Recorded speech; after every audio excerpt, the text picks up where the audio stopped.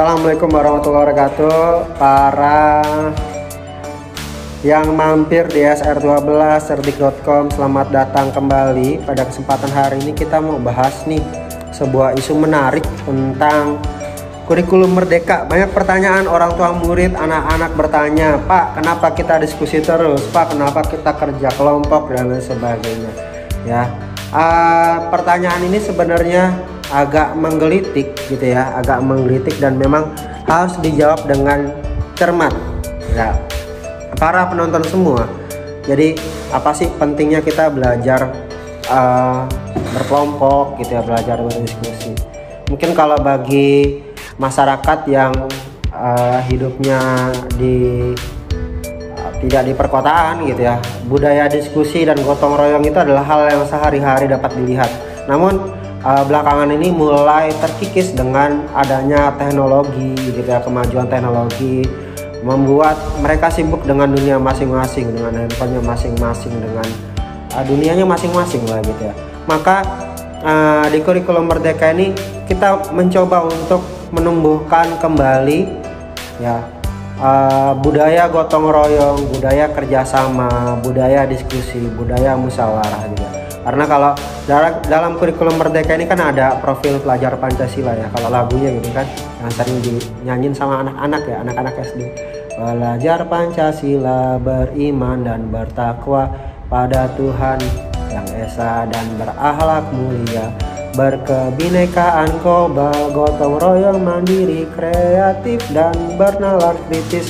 Nah, dari 6 profil pelajar Pancasila ini hampir setengahnya itu bermuatan sosial ya.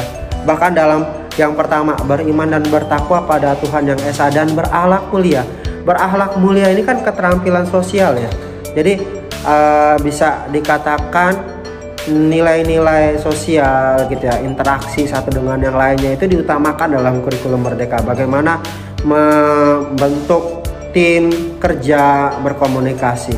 Karena kalau kita lihat dalam konsep pendidikan UNESCO itu kan, kalau jadi ada lembaga pendidikan dunia itu ya yang menangani masalah pendidikannya, lembaga dunia yang menangani masalah pendidikan UNESCO sebut saja, itu ada tingkatan-tingkatan ya, learning to know ya, learning to do, learning to be, learning to live together. Nah, learning to live together itu adalah tingkatan tertinggi dari konsep learning, belajar gitu ya, learning life together gitu ya, belajar untuk hidup bersama. Kenapa? Karena sulit hidup bersama itu sulit ya, belajar untuk hidup bersama itu sulit karena harus menghargai satu dengan yang lainnya, menjalin kepekaan, menjalin komunikasi dan lain sebagainya agar tidak ada yang saling tersinggung, agar kita bisa bekerja sama dengan baik. Nah, maka dibutuhkan pembiasaan sejak dini. Nah, gitu ya. Jadi adanya kerja kelompok, lalu diskusi, apa sih manfaatnya? Nah, di sini saya akan menyampaikan ya, ada sekitar 10 manfaat ya terkait tentang kerja kelompok sama diskusi. Yang pertama adalah meningkatkan pemahaman dan sudut pandang. Dengan kerja kelompok dan dengan diskusi itu bisa memperkaya sudut pandang anak-anak yang ada di sekolah dasar maupun SMP, SMA, bahkan kita yang orang dewasa. Ketika kita berdiskusi, kita ternyata sudut pandang yang ini belum kita dapat nih, belum kita temuin nih.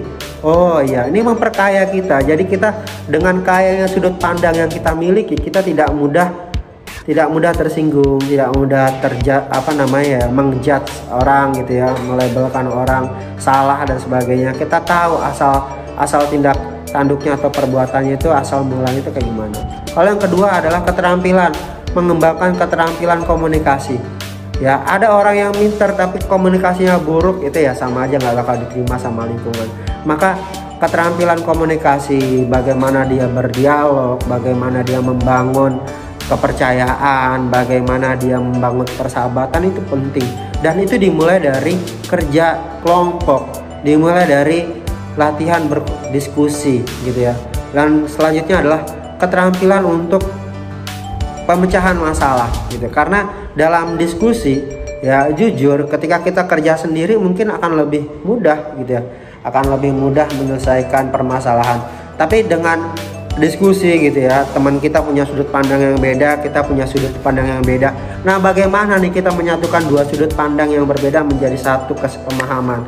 Makanya dalam falsafah kita, falsafah Indonesia adalah namanya musyawarah mufakat. Nah, inilah diskusi.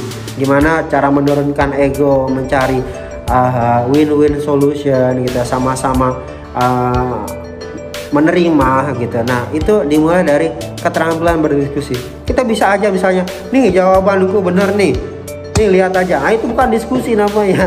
Kalau yang ngasih tahu gitu ya, itu namanya nunjukin jawabannya. Bukan kayak gitu diskusi. Diskusi itu ya gimana jawabanmu seperti apa, pendapatmu seperti apa, ini pendapatku seperti ini. Oh, kayaknya ada yang salah nih. Gimana cara kita menggabungkan kedua pendapat kita? Nah, itu. Nah, selanjutnya adalah mengasah kerjasama ya. Tentu kerjasama itu bukan satu diem satu kerja ya, itu namanya mandorin ya, ngemandorin. Nah, kerjasama yang dimaksud adalah semua sama-sama berpikir, semua sama-sama bekerja, berdiskusi satu dengan yang lainnya. Nah, gimana cara ini supaya berjalan dengan efektif? Coba lihat temennya yang diem agar diberikan coba kamu analisis yang ini, coba kamu diskusi yang ini gitu. Coba kamu lihat punya kamu kira-kira bagusnya di mana. Nah, gitu. Nah, selanjutnya adalah membangun rasa percaya diri. Mungkin ada orang yang atau anak yang ketika bicara di depan dia gemetar, tapi ketika bicara di lingkup yang lebih kecil di kelompoknya dia akan speak up, dia akan bicara. Nah, maka penting kita berdiskusi, penting kita kerja kelompok. Selanjutnya adalah meningkatkan kreativitas.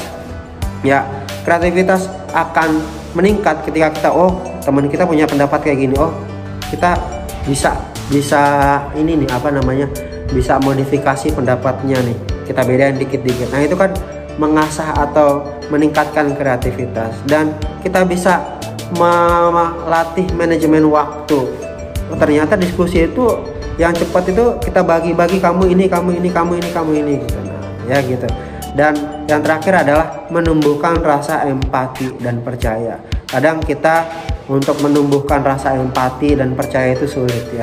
Ada temen lagi makan di sebelahnya, yang sebelahnya lapar, nggak ditanyain gitu, kamu lapar nggak gitu kan, atau kamu haus nggak, coba berempati. Nah, itu adalah tujuan dari kerja kelompok, kerjasama, dan diskusi. Jadi menumbuhkan, yang utama adalah menumbuhkan rasa percaya dan empati ya, dan dengan meningkatkan keterampilan itu, dari keterampilan memahami dan mengembangkan sudut pandang, keterampilan komunikasi, keterampilan pemecahan masalah, keterampilan kerjasama, meningkatkan rasa percaya diri, meningkatkan manajemen waktu dan kreativitas.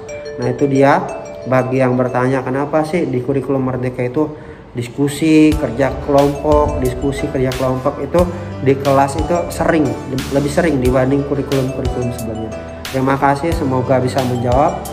Salam literasi.